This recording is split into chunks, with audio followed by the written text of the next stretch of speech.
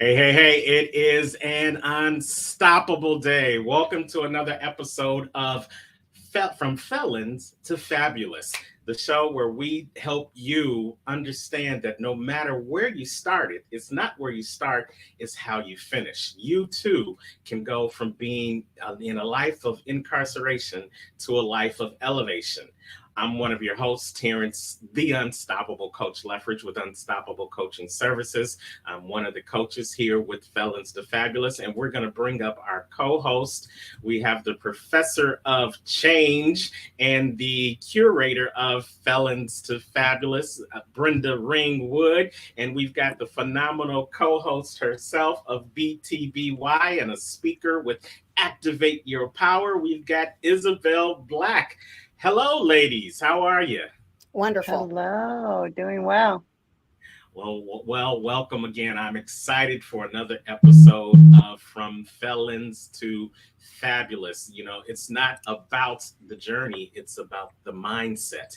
And each and every week, we're going to bring you guests from both sides of the spear as we're talking about ex-cons, felons, the penal system, the whole criminal justice system, the civil system, whatever likes that incarceration takes, we're going to take you on that journey with some exciting people who have overcome some things and they want to share how they've done it so that you'll recognize that if they can do it, then you can do it too.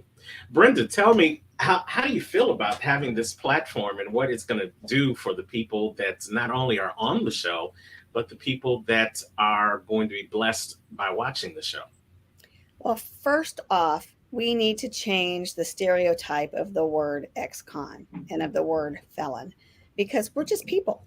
We're just people like everybody else. We have the right to have a happy life. We've already done our time, and it's time to step out and be heard. We have a voice. We don't need to be pushed in a corner. So that's what I'm Absolutely. excited about. I love it, letting you know that we are all people. I tell people that there's very little difference between where you are and where I am. It's just which side of the proverbial desk you find Mhm. yourself sitting on. And Izzy, we love to call you Izzy.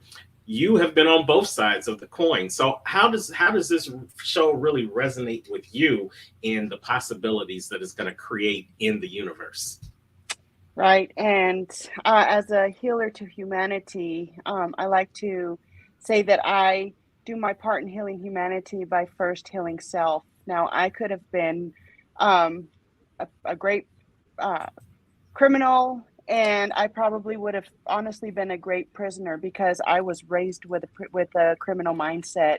And the majority of my father's in prison. My brother has been in and out of prison.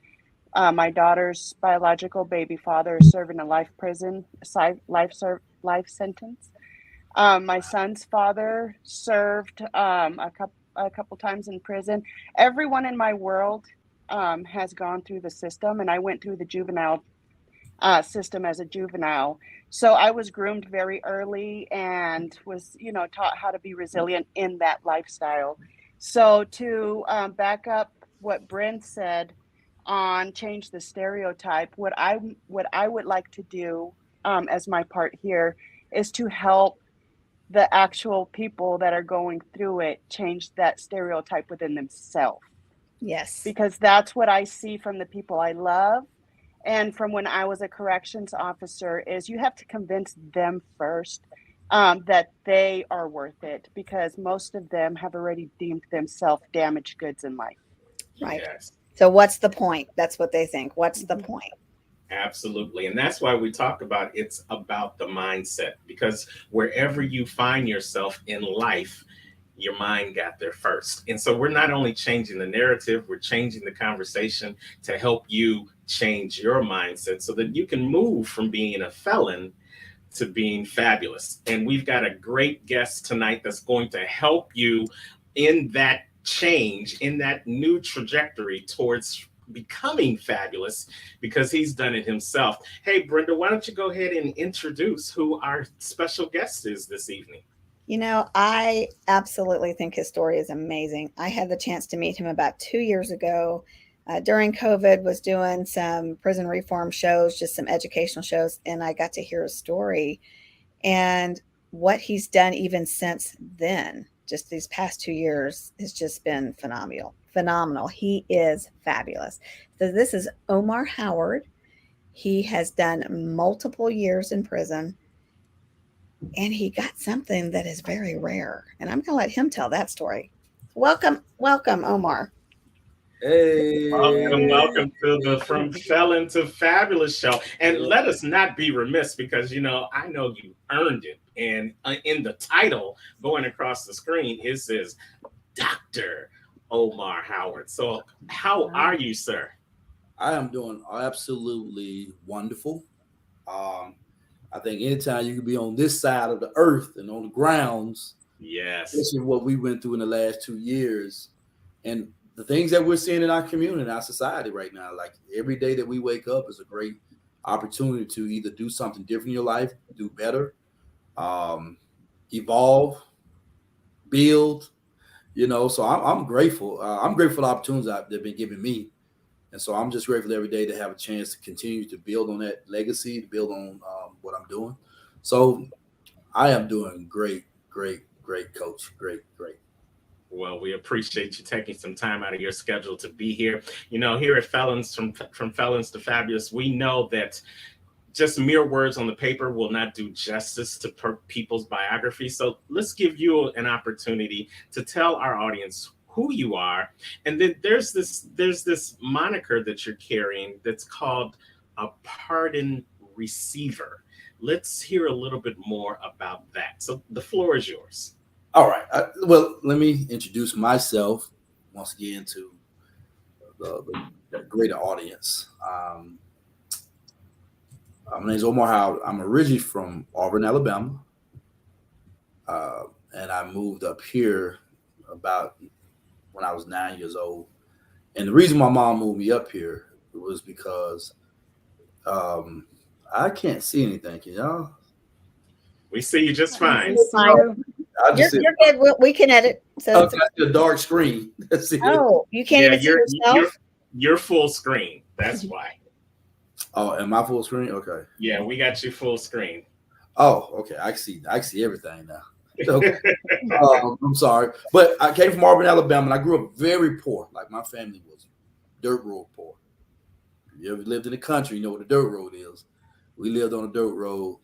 We had my granddaddy used to garden in, this dirt, Alabama dirt. When I tell people about poverty, like I know what poverty is. Our extended family was roaches and rats. I'm telling you, we lived that with, and it was a norm for us. Like you leave your food, run to the bathroom, wash your hand, come back, like it's gone. It's a whole nother family there. You just break it up, get out of here, right? So, you had to share space with that type of situation. And when I was young, I didn't even know that we was poor. Because nobody really talked about it. Because other people around you were just as poor. And I didn't understand it until shortly after, probably like 6 or 7 years old, when we had a family. They had a kids touring everybody's house, and I was like the last house of the tour, and all the kids like booed, like, oh, and for the first time in my life, I realized we were poor. And I remember having a discussion with my grandmother, and I'm just like, Grandma, when I get older, I'm gonna do something with my life. I'm going to get rich, and I'm gonna take care of you. That was my goal. But I went through a lot in that short period of time while I was in Alabama, for as watching my aunts and uncles and cousins do drugs, alcohol, and bring me into a life of stealing and lying and all type of craziness. So I watched that for a large part of my life, from that time that I could understand. But I also dealt with a friend of the family trying to molest me while I was young. Like I went through that whole psychological part of it. And then I actually I think I blocked it out for like years. I didn't even think about it. Thank God he didn't go for it. He was trying to go, but he did do things that was uncomfortable, touching me and stuff like that. So I didn't realize down the line that was going to affect me, because, you have to learn how to forgive and move on, or, deal with it and move on, because you draw up a lot of bitterness behind it. But then my mother ended up moving up to Georgia, to Atlanta, because she wanted a better life and she wanted to provide a better life for me. And I got up here, and first several years I did great in school, new life, new pressure, new peer pressure. And so, I'm doing well all the way through 8th grade. Now, mind you, I told you about my family. I didn't tell you about my father because I didn't know my father at the time. My mother didn't have a clue what my father was, and whatever their situation was, I don't know. But I always knew about him. I know that he went to Auburn University, and I knew he was a star point guard at the time. And he's out of Tuskegee at the time. And so I wanted to play basketball. I wanted to be a basketball player. And I guess it was just in my genes to play. So as I got into 7th and 8th grade, I was playing basketball, and I was getting better and better. But going into the 9th grade, that summer of 9th grade, I got distracted with some other opportunities. If anybody know about the late 80s when the drug life was just really hitting in the 80s, I got attached to it and got introduced to it. And, my 9th grade year, I started trying to sell drugs. Now, I definitely wasn't a good drug seller. It was just me. I thought it was just a cool thing to do, get money, get the jury. I was just caught up in that part of the life. I didn't realize that decision was going to eventually have me doing a downward spiral. So eventually, one thing led to another. Now, I remember 8th grade, I'm telling you, I was an A and B student. By second semester of 9th grade, I was failing all my classes. I was getting ready to drop out. I was dropping out of school because I wanted money. And now, I'm tasting this street life, and for some reason that I still can't figure out, it tasted good for the moment. And I'm like, I like the little toughness and, doing all the crazy stuff, sneaking out the house, cussing the police, everything that comes with being in the street. Like, I was enjoying it because it found it was a way for me. My mother was real strict. My mother was a do as I say, not as I do. Yeah. Do as I say, period. Right. Heard that many times before. Oh, yeah. See, my grandma was about switches, right? Mm-hmm. I grew up in that era. Right. My mother was about belts and a hand. And I think I would have rather took the switches than the belt and the hand. And my mother, I think she created cursing. Well, she created some cursing, right? Yeah. She's supposed to listen to mama. She made sure I listened. My mother had one of those, you could play tough, but she could look at you and it's like, all right. And even though I was getting taller, like, I still didn't really play with my mom. But I grew up not being a disrespectful to my parents. I just didn't. I thank God for my grandmother who taught me to be respectful. But anybody know when you start gravitating to that street life, yeah, you start embracing a lot of different type of lifestyles, lifestyles that don't go along with the culture that you was raised. And I grew up in that culture where you did what your elders say, you did what your parents say, you respect your parents.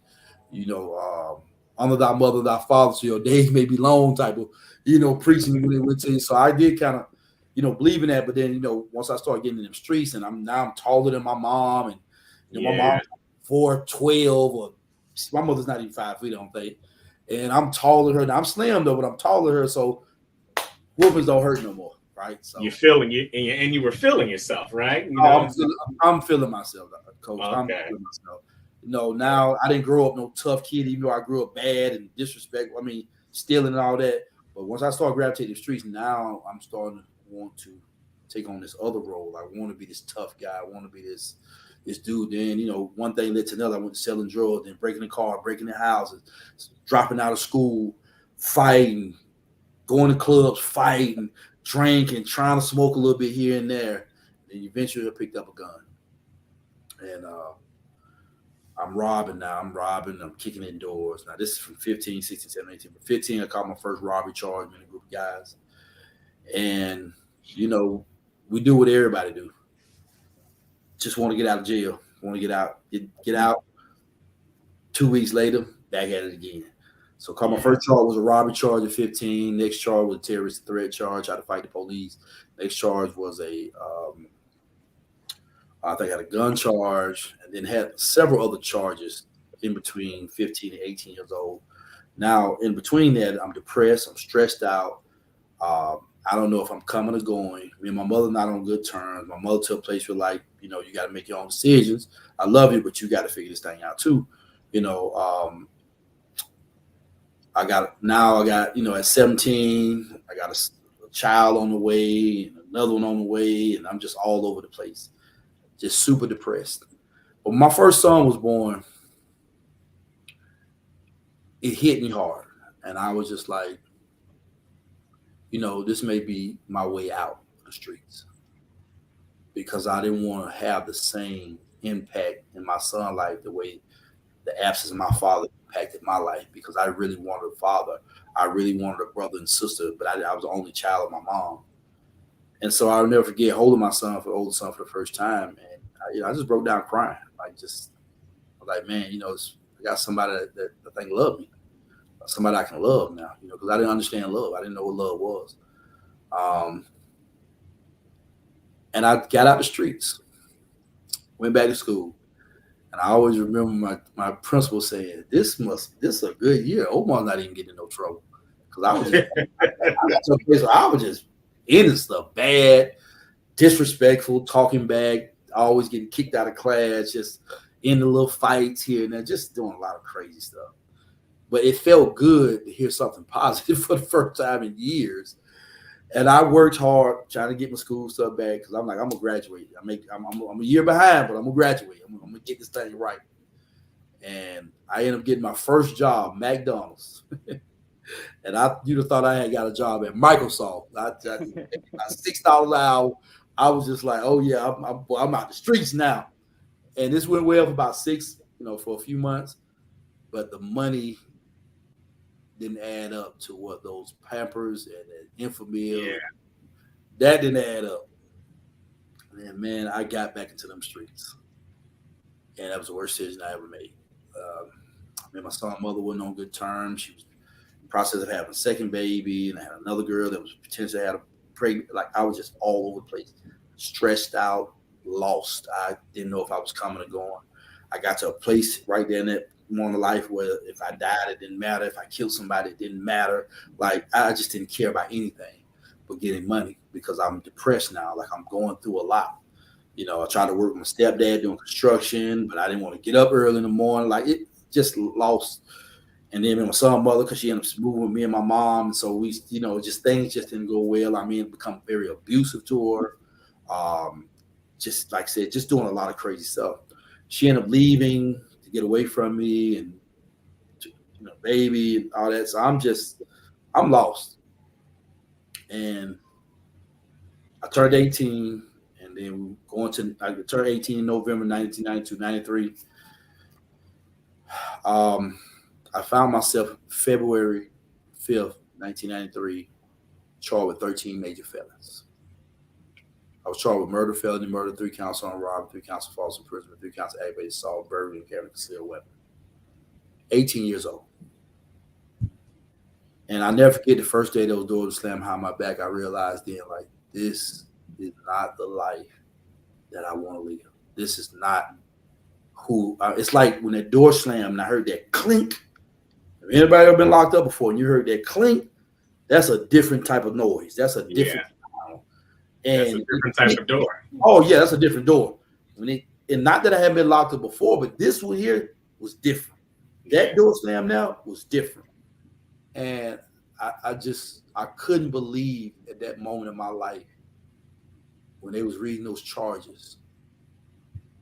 All I remember saying is, like, how the hell I got myself in this situation? Where did I go wrong at? How did I go from wanting to go to college, play basketball, and have a great life to now I'm sitting behind some locked doors, 18 years old, facing the worst charge you can have in the state of Georgia? And no money to fight, no money to get a lawyer. And one of the things that hit me harder than I'll never forget was, I've been there a couple of weeks at the time, and I remember I was walking down. I think we was going either to go eat or go to the gym or something. I never hear somebody was hollering out the door, like, "Hey, young buck, hey, young man, hey."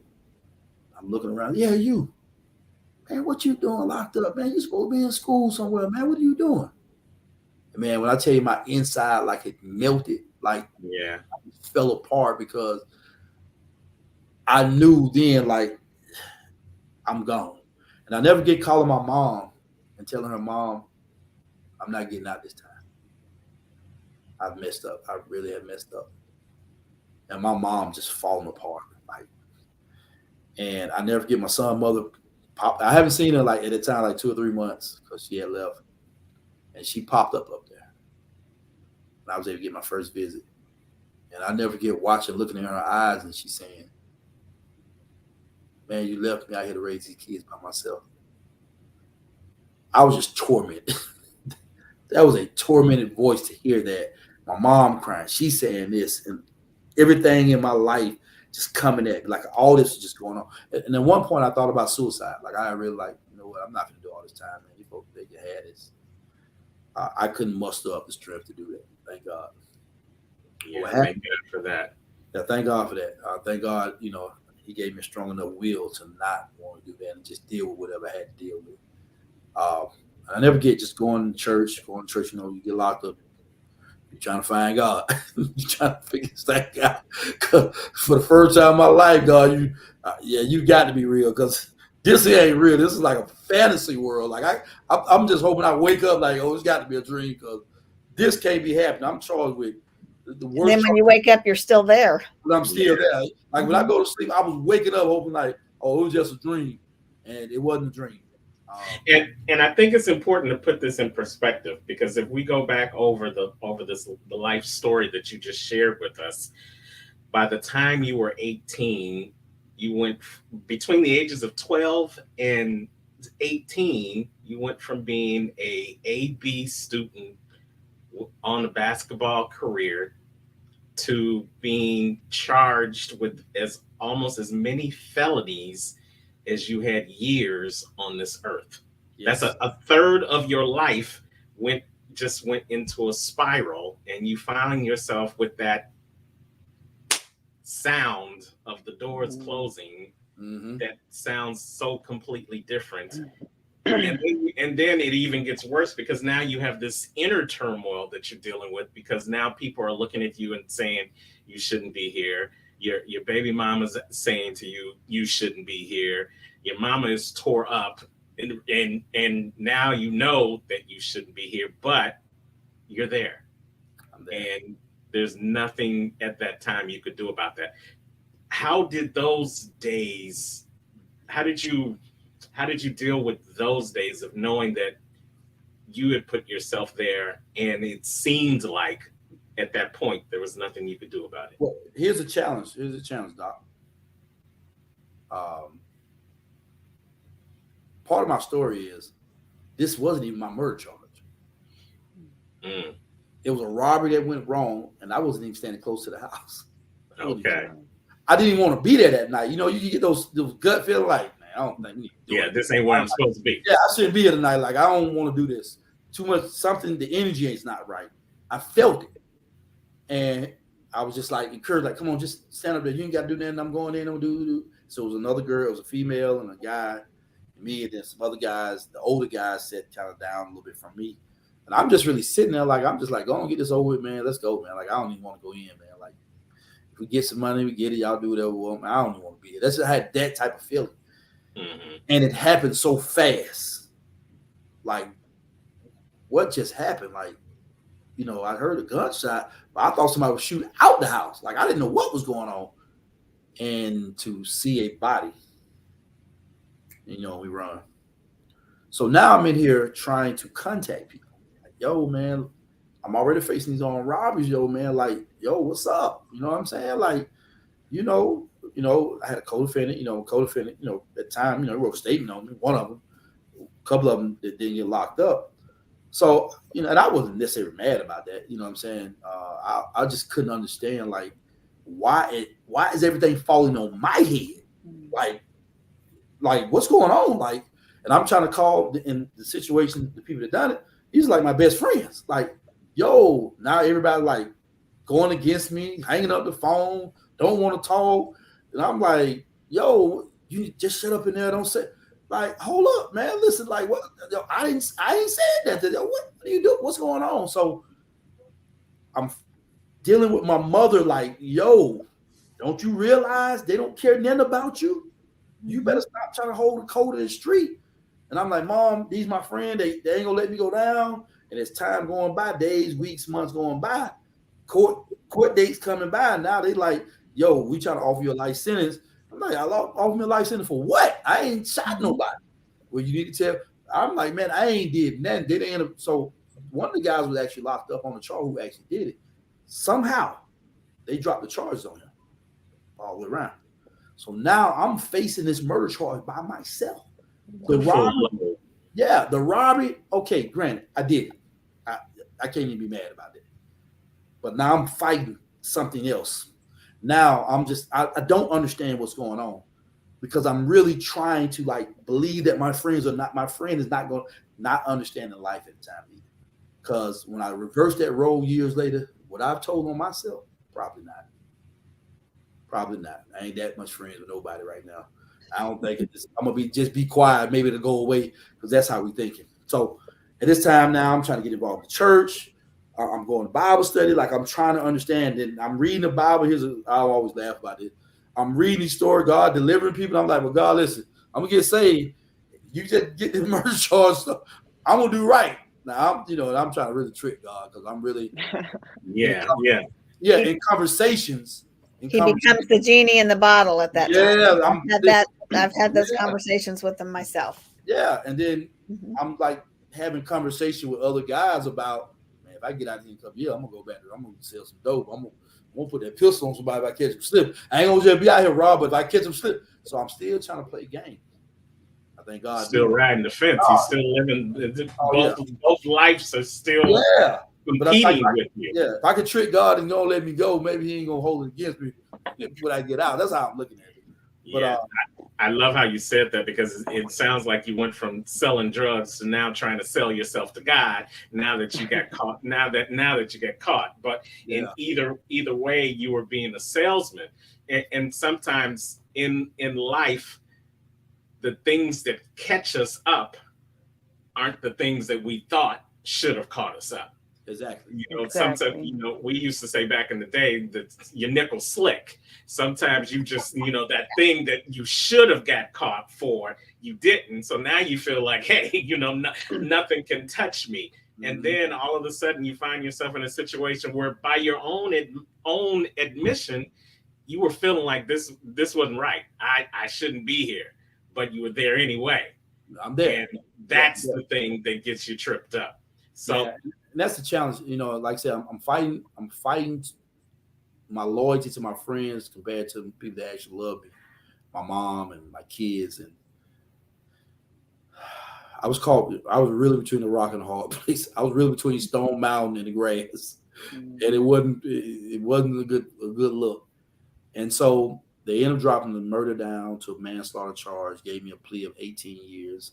They ran all my charges concurrent. So I got blessed in the process because really they probably should gave me a life sentence for all those charges.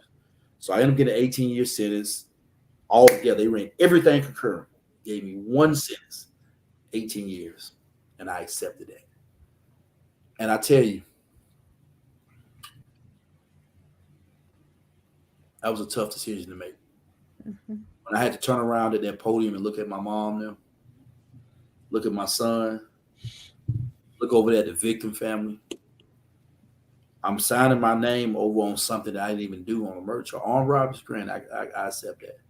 But when I had to write my name on the line to accept a charge that I didn't do because I'm trying to keep it real and I'm trying to be loyal to friends in the streets and not loyal to the people that's in the behind me that love me, that was a tough place for me to be at. And so I ended up signing, got 18 years, and then I ended up getting transferred to one of the worst prisons. Right, if you stayed in Georgia, people know there was a prison called Alto, or Lee Averdale State Prison, nicknamed Alto. And it was like, for a young man at that time in your life, that was like one of the worst places you can go to, especially if you had good hair. You weigh about 170 pounds, 60 pounds. That just wasn't, it wasn't the best place for, a brother to be going to, unless you were like some type of, you suicide killer or something. I'm like, I'll fight, but I ain't like, I'm not like out here I ain't Mike Tyson. I ain't Roy Jones or none of that, So I ended up going to this facility and, I just remember praying that prayer, God, I don't know what's going to happen here, but, God protect me. You know what I'm saying? I remember calling my mom, just like, Mom, there's a lot going on in this place. So, the wrong thing happened. I'm not coming home. I'm going to be trying to, I'm going to really be trying to kill somebody. because that camp was infamous for raping and stabbing fights. That's what it was infamous for. That place was known. That place had a dark cloud over it. And I got there, and I'm just really trying to mind my own business, and um, I didn't see what God was setting up for me to do. I didn't see this coming. So I really got heavily involved in chaplaincy, got on the choir. And when I tell y'all, you hear from my mouth, and from if I had 10 of my friends from prison come there tell you the same story, man, I watched God really start developing me as a person and as a beacon of light in a leadership role. So as I got involved in chaplaincy, the more I had started getting a good name amongst staff and amongst guys inside the institutions. You started having a great reputation. Had a great reputation. And then shortly after, a couple years after I got there, they ended up bringing juveniles here. And this is how my life really started shaping up. They passed a law in the state of Georgia. They started bringing these kids from the 440 bill and started putting them in the state prisons along with adults. So they asked me to start being partake of a mentoring program. They started there. So they started this mentoring program. And then they started bringing high schools there, which they started a kind of a scared straight type program. And out of the blue, they asked me like, yo, will you come speak to our kids? And I spoke one time. They're like, yo, we love you. You got to come out here every time. Like, so it was crazy. I didn't see what God was setting up at the time. And so my reputation started building inside the institution. So, I'm leading Bible studies now. I'm leading certain groups. I'm in called to do all type of different things. And so I end up being 8.5 years there. Then I get transferred from a maximum security to a medium security facility. Did 2.5 years, the same reputation building up, and then eventually I get transferred to, and I want y'all to remember what I'm telling you, I got transferred to what is called the Atlanta Transit Center, which is a word release program to get ready to go out. But they have two sides to it. One part is called long-term maintenance, one part is called word release. Long-term maintenance, you're still doing time, but you wear regular clothes, you're doing state detail jobs. And you'd be surprised. I don't even know if they even know this, but some of the guys actually work at the governor mansion. It's crazy, right? Yeah. And you have to have a life sentence, or I didn't have a life sentence. So I'm working inside the institution, and then I got denied parole after a year being there. I thought I was getting ready to go home. I got denied for 2.5 years, and of course, I've been at the time I had been locked up 11 years, going on 12 years, and I was tormented. But after that denial is when God really showed His hand. There was a phone call came in shortly about 6 months after I got my denial, and one of the judges out in Clayton County, which was part of Metro Atlanta, heard about me through somebody that got out of prison. Like, you need to try to get this guy out. You need to let him talk to these kids out here. So they reached out to the warden. The warden approved it, and my life shot out from there. Like, now they got me traveling up down the state of Georgia while I was incarcerated, speaking in schools and churches and youth events that had us in the newspaper. Then they implemented our choir into it. So now we have a youth choir program that we're going around and we're singing, we're writing our own music, raps, everything. And like, we getting like state attention, like newspaper. Now we're doing stuff for the parole board and Department of Corrections. And I was the main speaker of it. So these things went very well for me for 2.5 years. And eventually, December 10th, 2007, I got my release paper to get out of prison after serving right at 15 years in prison. And I won't get into the whole drawdown story. I would encourage everybody to go get my book, which is called Omar Howard Story. You can definitely read more in depth of my life story. But I get out 2007, and listen, you would think that should have been the best day of my life, and it was almost one of the worst days of my life getting out of prison. And I'm gonna be, if y'all don't mind, I'm gonna be blunt about it. So we want you to be, because people need to understand the phases that a person goes through. Yeah. You're right. It should be the happiest day of your life. It should have been. And so I get out December 10th. Now, a couple months before that, I found out that the state of Georgia passed a new law. If you had a false imprisonment charge and a minor was in the house, no sexual contact, nothing.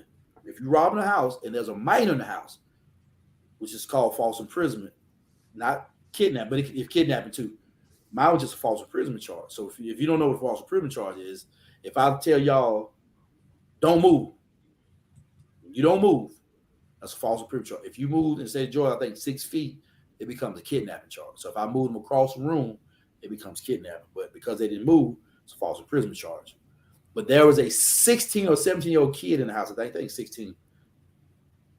I don't know. I didn't come in the house and ask what no age was when I robbed. We just robbed the house. Right. Well, Georgia passed a law, and because of this law, they made me register as a sex offender when I got out of prison.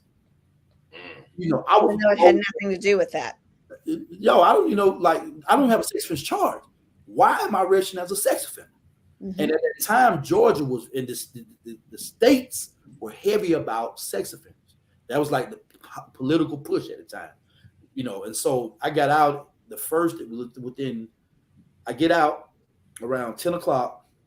About 2 o'clock, I'm going around getting stuff for my condo because I'm renting a condo.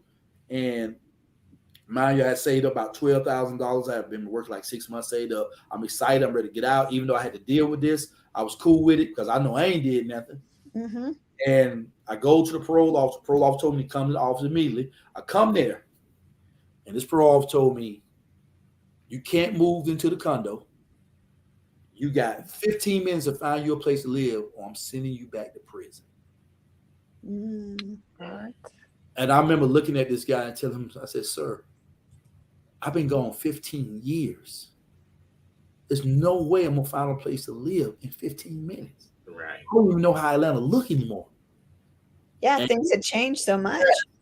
And I don't know, we got modern technology. I don't know nothing about this. Modern technology wasn't like it was, you know, when I got locked up. Yeah. He basically told me to my face, that's not my problem. Mm. But because he waited so long, 15 minutes, they was getting ready to get off work. Thank God I didn't go in first when I first got out. I'm glad I waited. And then when he called me to come in, you know, he couldn't file a warrant on me to lock me up. So he had to wait till the next day. He told me to be in that morning. And so he didn't tell me, he just said be in that morning. But he said at that night, he said, you can't go to your mom's house because your mom stay too close to a school. Mm. Can't rent certain hotel because they're too close to a mall. So I had to go rent this hotel downtown Atlanta that's really around nothing, which is a cockroach hotel. I mean, it's, you know, the trap was there, the pimping there, like, and I was laying in that bed that night, and I just cried, man, because I was like, God, this ain't how this supposed to be.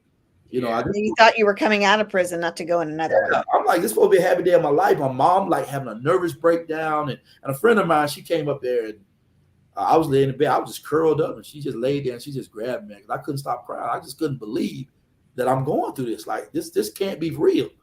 And so the next day I get in there, and they told me you got until like 4 o'clock. They closed it for you. You got to 4 o'clock, find you a place to live, or we're gonna send you back to prison. We're gonna send you back to jail. Send you back to jail until you find a place to live.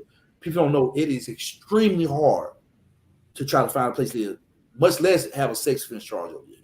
Absolutely. I don't even have It's really hard to find a place when you're not locked up, when you have the freedom to go around and look. But now to have that added stress of being locked back up and until you can find a place. Even though you now had your physical freedom, did you still feel like you were being treated like a prisoner? At that time, I don't know what I felt. I don't know where my mind was at that time. That 24-hour being free, I don't know where my mind was at. I could not believe in a million years. I've already had to take on a murder charge that wasn't mine. I did 15 years in prison. I lost a lot of my relatives and stuff, you know, before I got out. And now y'all got me registering as a sex offender, and I don't even have a sex offense charge. Like, man, I couldn't even fathom in my mind. Which makes it almost impossible to find a place to live. Yeah, because the politics of it right then was unbelievable. Yep. Or you have to go to a place that's already full of sex offenders because that's the only place they have to go. So you're right back in the same environment that you just came out of. And that time, they had people staying up on the bridges or like moving way out down south in wooded areas. You had to move away from everybody. Like it was crazy, the stories I heard. And so the next day, right at about 3:30, a lady that I worked for and was close with, she had a ministry of heartbound men. She found this rooming house that was kind of a drug-based real house. She said, call them, they may have an opportunity. I called him, told him, look, I came in for an interview about 3:45. He accepted me. I told him straight up, like, listen, I don't have a drug problem. I just can't stay close to a school or a playground and like that, but I can pay my rent. And he was like, well, I'll accept you, man. Let's give it a try. And they accepted it. And I went from supposedly staying in a condo to staying in a rooming house less than 24 hours. Mm-hmm. Unbelievable way of thinking. Story gets even tricky. So I get there, pay my down payment rent, Tuesday, Wednesday, Thursday, get to Friday. Parole officer. I thank God for my parole officer. She was a great person. She called me that night after I got her because I worked third shift. She called me and said, Omar, I'm going to give you extra time this weekend. Monday, you got to find another place to live because you're too close to a park. I was 15 feet away from a park. I could not believe what she said. I was like, she said, no, I've checked it out. I can't even believe he's telling me to tell you this. She said, but you got the money to find you another place to live. I was lost. And you've already given a deposit. Yeah, I'm like, I couldn't believe it. So Friday, Saturday morning, Saturday night I go to work. Sunday night I go to work, and I get up that morning. I couldn't find a place over. I never forget, though, and I'm telling you all this for reasons. That night, I never forget, I had already settled in my mind that I'm going to go back to jail. I can't find a place. And I remember I'm working in a factory type thing, real noise. But for a moment, I couldn't hear anything. And I heard a voice as clear as day say, oh, ye of little faith. Yes, said, where's it that thou doubtest in me? Right? And it gave me peace. Like, okay, whatever, God, I trust you. I've been working with you all these years. I gotta trust you. If I gotta go back to jail for a minute, something greater gotta come out of it. So my mom picked me up that morning. I said, Mom, listen, whatever happens, happen. Let's just make it happen. Whatever. Just look for me a place to live. I'm ready to go back to jail. It is what it is. Because I heard that voice and I said, I got to believe God. I can't play up with God and not believe what he said. I get to the parole officer, I'm the first person there. Just got off work. I'm not even tired. I'm just ready to whatever happens. And the parole officer came out. He said, hey, come to my office for a minute. And he sat down. He sat across the table. He said, hey, who told you you were going back to prison? Now, I ain't never talked to him. I talked to the assistant and parole. I said, well, my parole officer called me Friday and told me I got to find a place to live by Monday. And I ain't had no luck. He said, I got a strange phone call this morning. Now, that's about 8 o'clock. So he got a phone call like 7 that morning. Early. Okay. Before he gets to work. He said, the head of the parole board called and told me what was going on with you and told me we made a mistake of letting you out and not checking the addresses. We got to fix it. He said, young man, he got up, shook my hand. He said, young man, congratulations that you're out. Stay out, enjoy your life. Move on with your life. So to go back out there and tell my mom that, like, it was just a overwhelming of relief because I can now hopefully move on with my life. Mm-hmm. That was one of the best days of my life. Yeah. Fast forward 2 years later, Southern Center of Human Rights was fighting that case and we was going to federal court. 2009, I got released from the sex offense registration list. Got overturned. I never remember just rolling out the bed because I supposed to went to court December 4th. December 3rd, my lawyer called and said, listen, you ain't even got to go to court if our judge already signed off on it. I just remember I just rolled out the bed. I just fell on the bed off onto the ground. Boy, I was so excited, like, man, this thing is off my back. Like, I ain't got to hide no more because they actually posted my picture on news one time. Oh, yeah, they will. Yeah. Well, the registries. Well, the thing was, I was a poster boy for the case. Mm-hmm. Because all the positive stuff I was doing in the community, they was like, he doesn't even have a sex offense charge. Why is he going through this? So this was the fight. So I had to deal with it. And so you can imagine the phone calls I'm getting because I was kind of a known person. So you got to imagine the phone calls I got to explain to people like what's going on. Now everybody like, oh my God, I didn't know you was going through. Now I just got back to school because I got laid off my job. But here's where my life also changed. I got a phone call. I told you I went to the Atlanta Transit Center for 4 years. I get a phone call from a lady named Andrea Sheldon. And she said, how would you like to go back inside the prison system as a chaplain? I sat back and like, I don't know about that. I just got out of prison. I don't want to go back out of prison. And usually Meaning you have her to to go back wait. in. Yeah, you got to wait. Now, mind you, I still got 3 years of parole left. Mm-hmm. I still got to, even though the sex offense got overturned, it still take a couple months for everything to really clear up. So I'm going inside the institution, and I remember going and talking to the warden, and we brought this to his attention, like he's gonna come in as volunteer, but the ministry's gonna pay. You know, we can't pay him much, but we'll pay him a little something to come in part time. And the warden said, and he actually, I didn't go through the whole story. He actually told me this same story while I was locked up. He said, "That's the best thing I've heard." Mm-hmm. He said, "Because you know what I expect, and I think these guys need to hear somebody like you come in here and make a difference." Wow. He called his upper people commission. Now, ain't no way in human thought that should have been approved. Not while you were on probation or parole, And especially. so when I sat in his office and he made the decision, he called his supervisors. And he said, "Listen, we got a new chaplain. It's Omar Howard," which they already knew, and some of the officers didn't like me for whatever reason. He said he has keys. He gave me keys To the prison. And of course, you know, some of his supervisors come up there like, "Do you know he's still on parole?" You know, he said, "I know, but if you got anything to say, don't say nothing to him. Say something to me." Yeah. And I tell you, I never forget calling one of my homeboys when I walked out the building. I said, "Man, you can't believe these folks that gave me keys to a prison, bro." And he just bust out. He said, "Man, how you don't treat them folks out of them keys, man?" I said, "Man, I didn't even make a decision to do this." So the story I'm telling y'all is, I went from being locked up in the Department of Corrections, paroling out the Atlanta Transition Center. In less than 2 years, with less than 3 years, I became the chaplain of the same place I paroled out of. Wow. It's unheard of, right? Mm-hmm. Absolutely. Fast change mindset. Change your mind. Yes. They saw it in you. It was real. Fast forward 2 years after that, I started my own nonprofit called Freedom is a Choice, which y'all can see, right? You see Freedom is a Choice, which is a mentoring program geared toward encouraging our youth to choose freedom over incarceration. So I started mentoring youth. They had me speaking. I'm speaking all over the place. I'm still speaking in schools and with different organizations. And this is going weird. I'm super excited. 2016, I started writing on my book called Omar Howard Story. Started writing on that. I got on the Yana Van Zant show. 2018, the state of Georgia granted me a full pardon. The state of Georgia. I just told you I was locked up for murder and armed robbery.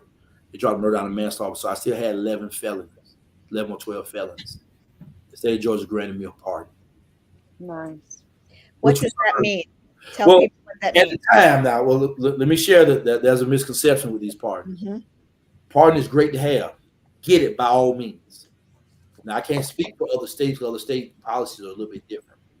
State of Georgia at the time, pardon means actually that you're forgiven. It didn't expunge my charges, but it's forgiven. They're now in legislating trying to make sure if you get a pardon that it's totally expunging your record. That's what's going on now. So hopefully it's new year. They actually had it on the bill last year, but they ran out of time. So hopefully this year it'll go through. But I received a pardon, which of course, you know, a lot of people's crazy excited because now people are like, "Man, you remember the charges brother had? And he's got a pardon. Now he works in the Department of Corrections." It shows the power of God. It shows the power of God. Mind Absolutely. you now, I'm working here as a volunteer, right? Right. Still got keys to the prison. I'm over the whole. At the time, I'm at the Atlanta Transition. 2019, I get a phone call saying the commissioner of the Department of Correction wants you to put in an application. They want to hire you on full time.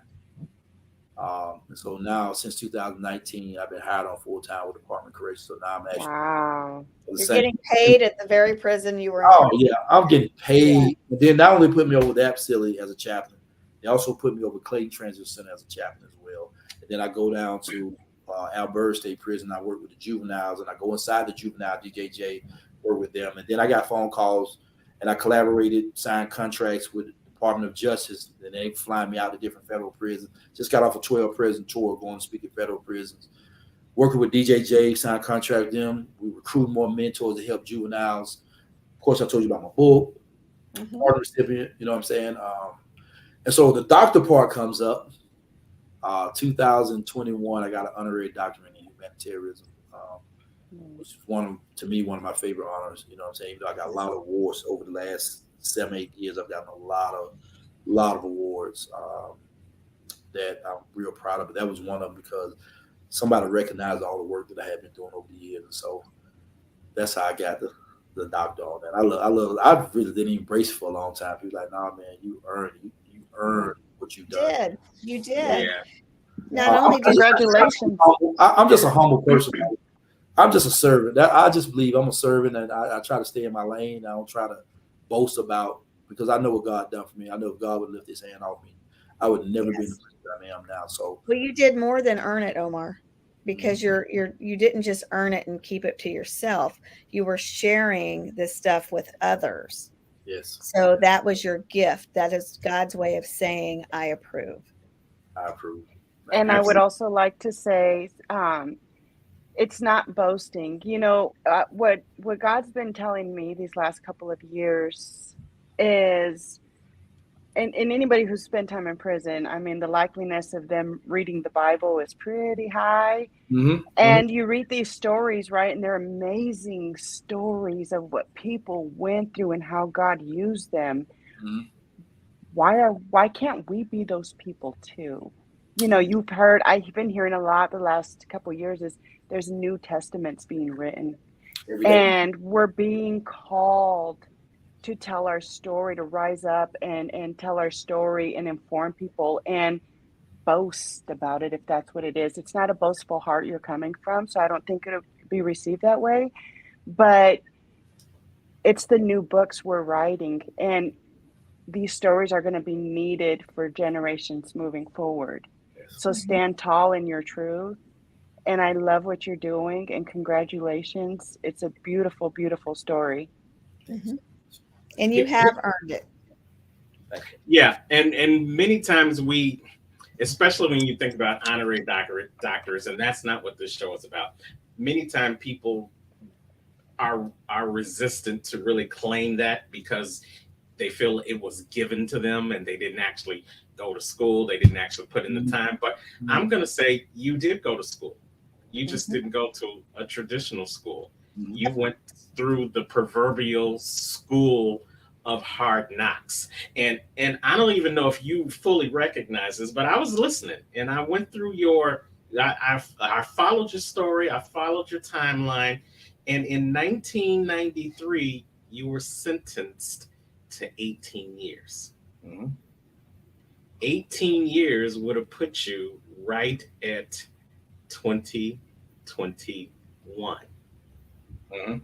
You didn't serve 18 years, but you made a lot of strides in those 18 years. See, the world locked you up for 18 years, but God had a different plan.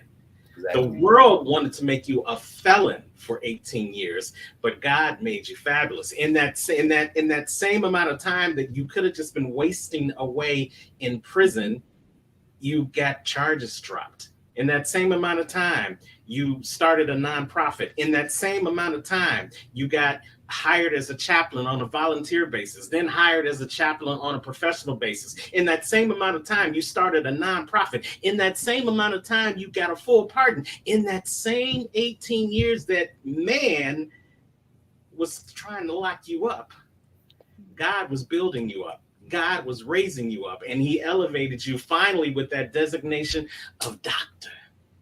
Not because you went to school and got a degree, but because you were giving each and every moment of that 18 years that you could have been like others that just decided to count the time instead of making the time count. So a lot of people sleep their time away. A lot of them. It's understandable. It's understandable because of what you have to deal with in that. Yes. There's days I woke up. Yeah, or not do. There's days I woke up on the side of that bed and I didn't know if I was I didn't know where I was at. You have to kind of like shake it off and like, okay, let me get it right, because there's something I'm fighting for. I was fighting to get home to my son. I was fighting to get there. I was fighting to get home to make sure I want to see my mom living, because my mom was going through some health issues. And I'm grateful that my mom is still living today, and I'm going on 15 years of being out. So I'm excited about that. Some other families that was important to me are not here, but I strive to, I would tell people, my grandma, I appreciate what my grandmother poured into me because she had the same type of kindred spirit she served the community. I know she would be happy today. I Oh, know she's yes. super happy. When I talked to you 2 years ago, you told me that your mother had been praying that somebody would come into office to change that law. Oh, without doubt. You want to talk a little bit about that? Well, I mean, every mother's going to pray for their child, because she didn't know what to do. She didn't know how to do anything when it came to the court system. I'm grateful that she prayed, and I'm grateful that she's still here. Oh, yes. So when I'm out here speaking, I'm always telling guys like, me and my mother still clash, You probably always will. Yeah, Yeah. I'm okay with that, right? But I love my mom because I was just thinking about this other day, like,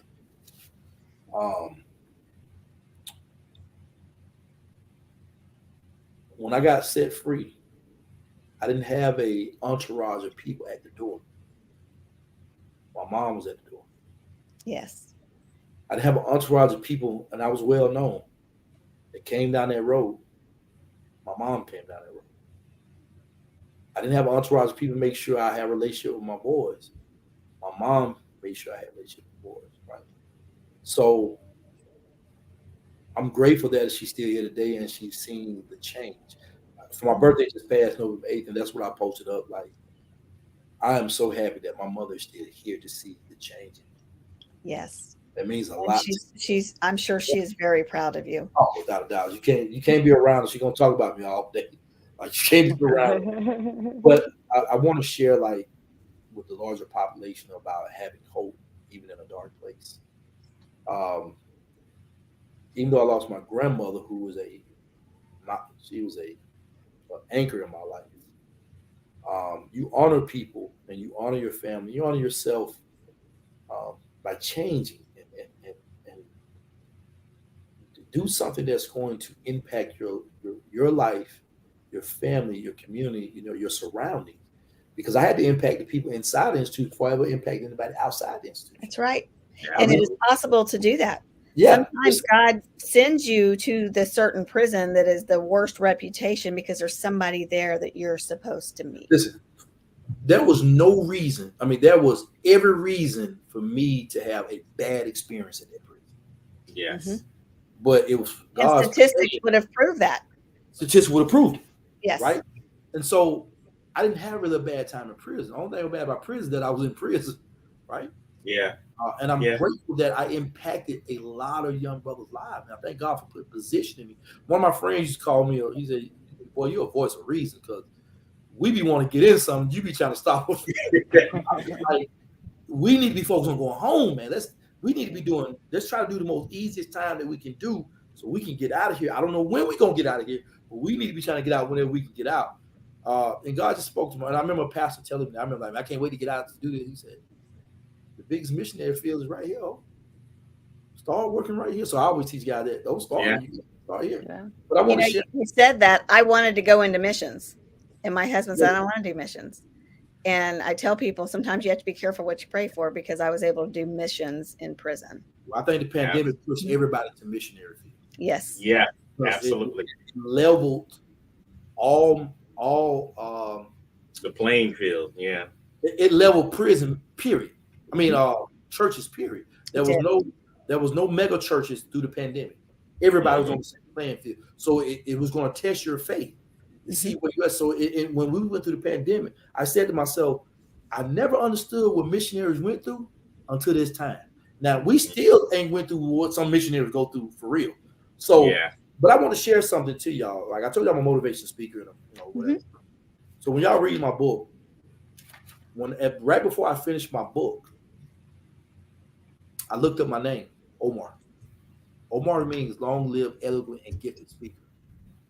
Wow. I'll never forget, I read it January 1st, 12:03. Fireworks are going off. Thank God for doing it that way, because it really hit my heart. And I think it was 2016 or 2016. And when I read that, I couldn't stop crying for one thing. And I said, God, regardless of what I went through in my life, you already had a plan for me. You already had a plan. I didn't want to be no speaker. I didn't want to come back in no prison. You know, I wanted to get out and enjoy my life and do something with my life. I didn't want to do none of that. But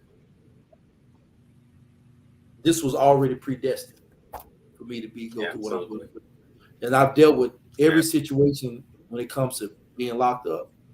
From, I had to go through sex offense so I wouldn't be biased. Mm-hmm. Now I understand how to deal with people, right? I was an armed robber. I did murder, right? Had kidnapped. I've had to understand every aspect of it, so I can come in and function and look at people as human beings, and that there is hope for anybody. Now, do some people deserve to be locked up? By all means, we know that. Some that never need to come out. Yeah, but I can't be a Christian and believe what I believe and not give people a fair shot, because God gave me. Yes. Now, right. Your fair shot may be that you have to do time.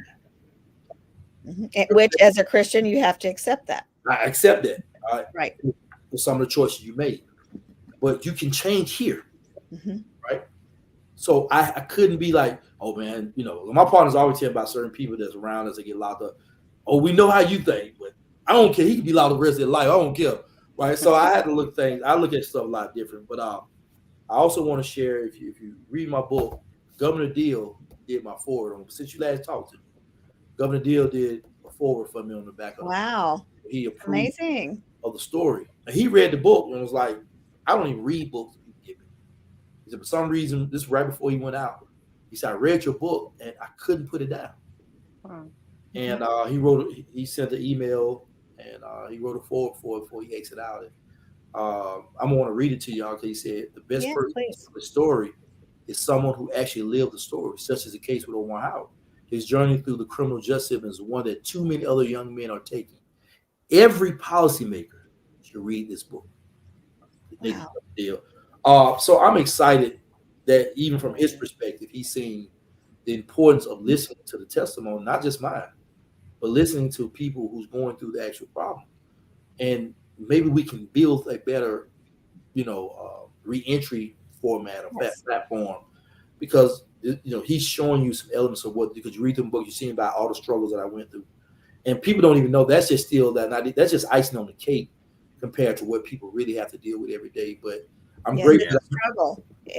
I'm in a place to be able to help. There's a reason why our recidivism rate is so high. It's not just because they're committing crime. It's because they don't get given a chance to live their life. Yeah, it's all type of. There's so many things that we can talk about. I'm actually back in school now. I go to Morehouse School of College for their Justice Involved Life Coach class that they just started this year. So I've been back to college twice. 11 people know that. Good for you. Yeah, so I want to encourage anybody to get on Morehouse School of College. If y'all are interested in prison reform, or just they're getting away from ex-felon and returning citizens, so they're saying justice involved. So the terminology is changing. But I would encourage anybody to take up that life coach certification class. I think it'd be good and beneficial for anybody. And if you're in the state of Georgia, I don't know about other states, but if you're in any other state, apply for your pardon. All they can do is say no. That's right. Not in any worse shape than you were. Hey, all they can do is say no. You're gonna get in no trouble for it. State of Georgia, I've seen a lot of my brothers have followed my footsteps and got a pardon. And so I'm grateful. And like I said, I got a lot of charges. So I don't even supposed to have a pardon to some people. Yeah, I shouldn't even have a pardon because I got so many charges. There's still people that don't like me being in the position I am. So I'm just grateful that, for the commissioner of the Department of Corrections, to the governor, former governor, U.S. Attorney's Office for believing in me, the Fulton County Sheriff, the Cab Sheriff, and all these folks who've seen a change in me, and not only me, but other people like me. There's a lot of us who are doing great work in the community. I mean, I can give you name after name. Oh, yeah. Doing work from Art Powell to Travis Barber to Carver's Well, Lil Don. He used to be a former gangster rapper with Lil Boosie. He's a minister now. He's doing a lot of prison reform. Elijah Ruffin. Like, I could just go line down line and just tell you a bundle of people who have turned their life. Jennifer Rogers doing a great job. Tara Gazoo. I can just go on and on of people who are doing great, who don't get the spotlight. But But we need to know that as people out here who came out, It's real change. yeah, And it happens. yes, it happens. Absolutely. And that's is what I was going to ask you. Now that you told us your whole story, now that you gave us a glimpse into what life was like for you and what life is like to you, there's someone who is involved in the justice system right now, some different levels of it, that doesn't have that mindset yet that they can move from felon to fabulous.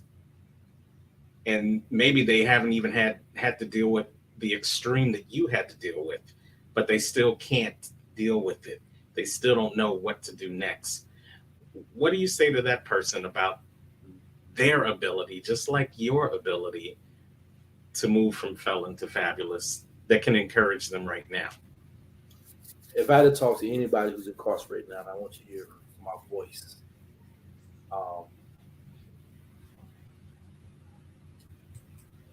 There's a place in your life first that you have to find that's probably dark or lost or you never knew about it. And that's first learning to love yourself. Mm-hmm.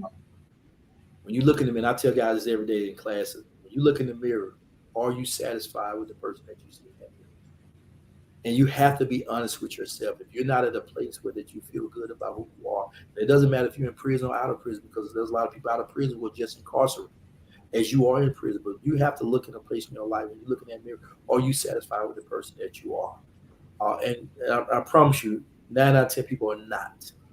When you see that person, you got to first learn to love that person first. And when you begin to love that person, then you'll start valuing that person's life. And that's you. I had to learn to value me first. When I value me, I begin to see other people as valuable. So it began to change my mindset. Like, I don't want to rob no more. I don't want to sell drugs. I don't want to stab nobody. I don't want to bust nobody's head. I don't want to do that no more. I want to see people live. I want to see people enjoy life. I want to see people prosper. There's a scripture that I always talk about that I think is good for this point in life and forever. Be not conformed to this world, but be transformed by the renewing of your mind. You got to begin to renew your mind. You have to involve yourself in things that's going to help you recondition your way of thinking and looking at things different. Even in prison, I had to separate myself from people that was no good for me. I had to separate myself from people that was bad for me, that didn't have my best interests at heart. These are some of the elements that you pour into your life, that when you stir up the soup of your life, what elements or grease that you're putting in there. You got to love yourself, right? You got to see yourself at a better place in life. And another thing is, I wanted people to see the best version of me, right? When I want people to know that, what I've done back then, I've said it on many stations. What I've done at 18 doesn't reflect who I am now, because I'm a different person now. I know I'm a different person. Yes. Value that. Value who you are. Love who you are. The number one ingredient in my life is that I gave God a chance. Now, I don't know what everybody's personal belief is. I gave God a chance because I didn't know how to get through this. I knew it was going to take somebody greater than me to change Omar. Same thing I'm encouraging you. Give God a chance. Now, I'm telling you what worked for me. I can't tell you what worked for everybody else, because I don't know what worked for everybody. I got saved. I gave my life to Christ. And I'm going to tell you this, and I tell everybody this all the time. If God is blessing you when you're not even doing half right, imagine when you start doing right. He's already blessing you. Right. You ain't even got it together. And I tell guys this all the time as well. Ladies too. You think God didn't put in an equation that you was going to mess up? He sure did. He knew it before we knew it. He already calculated that, you're going to mess up. So give yourself a chance to win. You have to have a winning mentality. I don't care where you at in life. You have to have a winning mentality. Like, you sit in that prison, you can still win in prison. I know guys who have created businesses in prison. Yes. Guys who became artists in prison, right? Who perfected who they were in prison, right? So I want to share that with y'all. Like, find you, right? Find a place in your life. Find that peace in your life. Because some of us have allowed ourselves to be in this dark place, in this sunken place, and we got to get out of it. I remember saying to the pastor one time, man, I'm just in a hole. I got to get out of this hole. And he gave me some simple words. He said, stop digging. Yeah. So I'm encouraging y'all fellas, stop digging in the holes and get out of it. Stop digging, those trenches in your life that's going to dig a hole deeper. You can find you in prison. If you have ever read the Bible, you can read throughout the Bible. There's a lot of people that was in prison. And God elevated. One of my favorite stories, Joseph. Everyone want to read the story of Joseph. I seen my life in Joseph. That's what I was seeing also when you were speaking. Yeah. I've been there. There's no way the reason why that's in our old times, a convicted felon shouldn't have had keys to no prison. No. Convicted felons shouldn't have had a job with the Department of Correction. I don't think nobody in the world, I think I'm the only person that have been hired back home in the short amount of time that I've been out back inside the Department of Correction. Yeah. As an employee. Your story is absolutely beautiful. And I know it was a long road to get there, but look at the lives that you are touching now. Look at the lives that you touched while you were incarcerated. And now look at the relationships that you have. If you would have stayed on the same path and not went to prison, you never got busted, I don't think you would have had as good a life now that you got. Or you might have been dead. Probably been dead because there's a lot of friends of mine around me was dying from what we were doing. Right. I'd have been out of my mind. I'm grateful today that I can see people as human beings and love them in spite of. Let me tell you another part of my story that I really want to share. I prayed for 3 things to happen in my life that I wanted to see. I wanted to find my father. I wanted to find my cousin who was missing for 30-something years. And I wanted to talk to the victim of the family. I got out of prison. And the first thing that happened was I met the victim of the family. And me and the mother of the victim became almost like, she treated me like I was her son. Wow. Her telling me, yes, she just died. She just died this past December. And when I tell you this lady loved the ground that I walked on, she said, in the courtroom, she said, God spoke to me and told me you didn't do that crime. And I remember she said, I told my family that. And for years, I was tormented in prison because I said somebody hate me for something I didn't even do. Right. Got to meet that. I prayed about that. I was praying this throughout almost my whole sentence. I met the parent, the mother of the victim of the family. The second thing happened. I found my father. Now, we didn't have no information on my dad. My mom had no information at all. And I found my dad. I got a chance to meet my dad and found out I got 2 brothers. Right shortly after I found my dad, I found my cousin who was missing for 39 years. Wow. We had no information about her, nothing. Because I said, God, I want to meet her. I want to find her before her mother passed. Her mother passed like three months after we found her. But she had just had a stroke, so she really couldn't move or talk. So I'm just showing you 3 things that happened, and I was adamant about what I prayed for, and that's what I want to encourage everybody. That's what I tell guys all the time, whether you're in prison or out of prison, speak life into your life. Don't speak doubt. This person probably didn't go home for this reason. This person didn't go get out of prison for this reason. This person get a reason. Y'all may have said that's not your life. You speak over your life every day. You believe that you're going to get out. You believe that you're going to be a great person. You believe that great things are going to happen in your life. You have to believe that. And not only believe it, Paul even said, I'm going to show you my faith by my word. So you have to create your life as you're believing. Like go to school, get you a trade, take up classes, take up groups. Do whatever it takes, man, to make you a better person because you believe in what you believe. Like I have to do that every day. I have to do that out here. Like I have to believe every day because I don't have nothing else to stand on. I have to believe what I believe. So I want to encourage you, if anybody's incarcerated, listen to it. Look in that mirror and start loving the person you see in that mirror. I don't care what you've been through. You probably had no father. You probably didn't have a mother.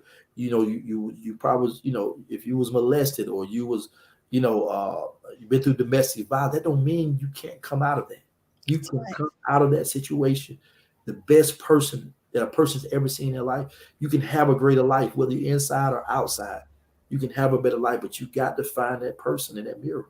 You got to love that person, and you got to value that person. All right. I just want to share that to those who may be incarcerated, and I wish some of our juveniles can hear this, and I hope I can share this with juveniles. And I just want to say, because I'm so sensitive about when it comes to our young adults, value your life, young people. Value your life. We are losing way too many of our young adults to prison and to the graveyards. Yes. Parents, stay in your kids' business. Love on them. Pray for them. Hug them. One of the things I find that we don't do enough is really show organic, genuine love. Hmm. And I tell people that all the time, that I thought I knew what love was, but until I actually felt locked away in a prison cell, that love of Christ, Mhm. there is no comparison. So when I came out, I wasn't a hugger. When I came out, I hug everybody. I want to share something about love. I knew Christ loved me. I didn't understand love till my grandson was born. Yeah, isn't that amazing? I didn't know what love was, and to the first day I held him, and I was like, God, because the life looks good, but sometimes you're still tormented because a lot. And I want to encourage anybody getting out of prison or juvenile or whatever, get some therapy, get some counseling, get Yes. some help, because you're still dealing with a lot of things psychologically. Yes, and that can be in the form of a counselor or a coach or a friend, your family, somebody. Talk through it, because you need that. When you come out of prison, your mind is fragile. Yes, It's fragile. So get some help. You know what I'm saying? I thought because I was saved, boy, I'm good. I don't need no help. Yeah. And that's one of those misnomers, that all you got to do is get saved and then everything's going to be fine. But then you have to recognize that part of that is recognizing that the part that's actually saving you is the other people that he has placed in your life to help you rebuild. You're not just re-entering society, you're re-entering a new space in time in your mind, and you got to build that back up, just like you got to build everything else back up in your life. And I appreciate your story. Your story was so good. The internet was blowing up and it knocked me out, but I came back in and just in time to definitely hear those words of wisdom. What I want to do is, because we could talk to you forever. That story is powerful, and we're definitely going to bring you back and have more layers in it and really talk about it from your book standpoint. But tell them, we know you can. The Omar Howard story is on Amazon.com. Tell them a little bit more about your nonprofit and how they can get in contact with you. Okay, definitely. I would love for you to. Actually, it's freedomschoice.org now. We changed the net, so we just got to rebooted that.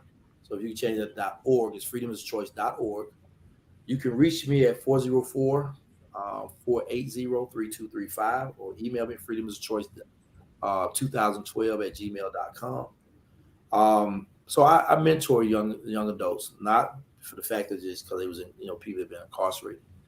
We got kids here all the time that don't have strong father figures or strong mother figures, or mothers or fathers. It's amazing. Lately, I've been having a lot of fathers reach out to me for help. So because we have to get that village mentality back in play, right? Yeah. And I'm not by myself. I got other people that I work along with, but you can also donate to you can go, you can reach out to me to find more information on how to donate. More important than anything, pray for me.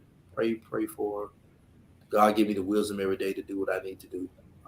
Pray for the young adults that I come in contact. I have a lot of great success stories, and maybe one day y'all bring me back, I can have a couple of these young men on here who should have been in prison right now, but God bless us. The judge believed in me, gave them a second chance through my organization. One, I'm just telling you a couple. One is in college right now. He should have been in prison on small bank robberies.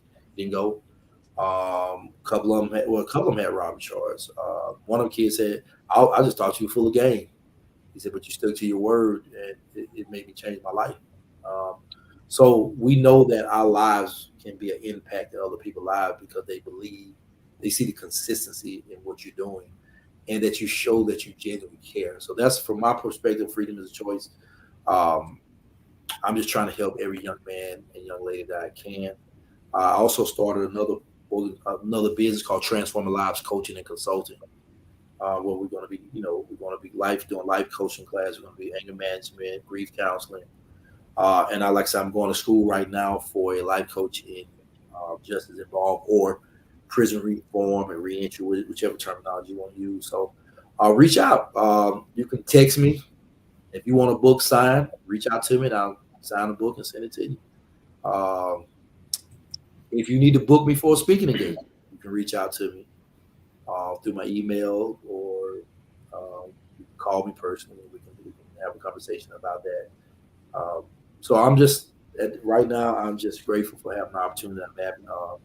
You can look me up on my Facebook page. You can look Omar Howard, Life Coach Omar on Instagram, Twitter, Howard_Omar. I'm in LinkedIn, Omar. You see some of the stories, some of the news reports have been on me. They've done several news reports on me, so you can see that I walk what I talk. I put 100% into what I'm talking about. Like I am real serious about these kids. I don't play around about it, and I'm adamant about getting out and speaking and try to empower others to find their place in life and their purpose. And hopefully, something I say will help a young man, a young lady, to turn the other way. And because you've been there, they will resonate with you. Called credible messages. That's right. Look up the terminology, credible messages. Yes. I'm also part of the Credible Message Initiative. Great opportunity to be around a great group of people who are doing the exact same thing. People who used to be former gang members, former drug dealers, pimps who have totally turned their life around, doing the same thing I'm doing, running programs inside of juvenile facilities, prison. So I'm just grateful. Like I said, I am grateful. Thank you for this platform, allowing me to come on. Well, thank you for coming. And we haven't talked in 2 years, and look at how much you have overcome just in that short time from where you were even then. Yes. The doctorate has happened, and just some wonderful things. And we are just blessed that you've been able to share your story with us. Like Karen says, we will have you back to do an update, and just thank you so much for coming.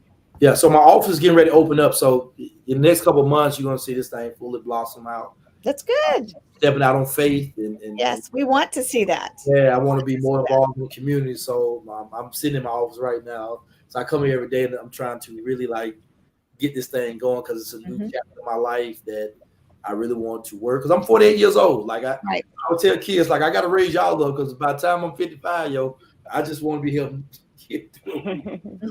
But you have a passion for it, and that's needed. Yes. It's needed. I'm looking for God to work. Keep me in prayer, y'all. Yes, absolutely. Yes. Yeah. Well, thank you so much, Omar. You truly have went from felon to fabulous, and your story it's just an amazing story. Thank you so much. Thank you. Absolutely. Izzy, any closing thoughts that you have for Dr. Omar Howard? Well, again, I just want to thank him for sharing his story and for everything you're doing for humanity, for those kids, for just everybody, and for all the people who have been counted out in life, showing up and reminding them of their worth. I totally commend that. I value that. Thank you. And I want to remind anybody and everybody listening that freedom is a choice.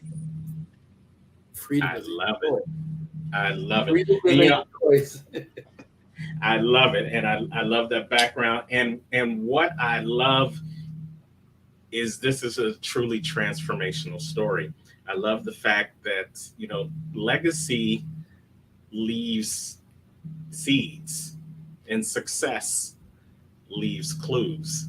And you went to a place that you had no idea you were going to, and no real reason why you were supposed to be there that you knew of, but you went into a place that you created a legacy. You went into a place where you didn't have keys and they locked you up, to a place that gave you the keys to all the locks. And then you've taken it to another level where now you can go in and out freely to give back from the experiences that you had through your incarceration. And now you've replaced the keys to the prison to the keys with your own office where you can continue to expand and be even more fabulous of what you're doing, simply because you decided way back when, instead of to just sulk and be angry and be upset, you decided that even though you were incarcerated, that freedom still was your choice. And we thank you for that. And we thank you for sharing your story. And we thank you for being one of those felons that's gone from felon to fabulous.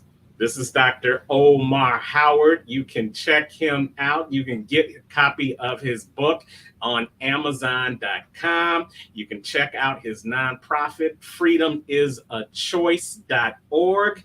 You can email him directly if you want to have a more intimate conversation with him, if you want to book him for speaking engagements, if you want to get a personal signed copy of the book, you can email him at freedomisachoice2012@gmail.com. And of course, you be on the lookout for more things that are coming from this fabulous man, Dr. Omar Howard. Thank you, my brother, for being on From Felon to Fabulous. Thank you so much. You guys stay tuned for more incredible stories of other people changing their life.